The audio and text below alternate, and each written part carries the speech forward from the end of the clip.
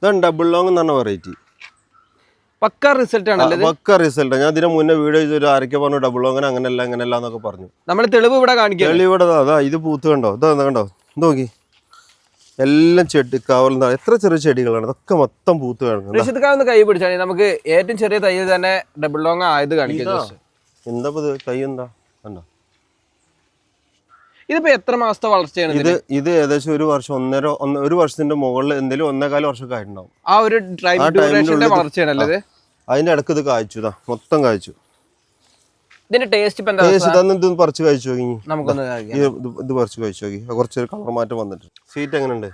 അടിപൊളി മധുരം. എനിക്ക് തോന്നുന്നു വൈറ്റിനും കാട്ടി മധുരം ഉണ്ടല്ലോ. അതാണ് ഞാൻ ഇത് പ്രൊമോട്ട് ചെയ്യാൻ കാരണം. പക്ഷെ ആളുകൾ ഇത് ഡബിൾ ലോങ് അത്ര നല്ലതല്ല എന്ന് പറഞ്ഞു ഒരുപാട് ആൾക്കാർ എനിക്ക് എന്നോട് പറഞ്ഞു. പല വീഡിയോയിൽ ഞാൻ കണ്ടു ഡബിൾ ലോങ് മോശമാണെന്ന് പറഞ്ഞിട്ട്. സെയിം ക്വാളിറ്റി സാധനം കിട്ടുകയാണെങ്കിൽ ഒരു സംശയം വേണ്ട, നല്ല സാധനമാണ്.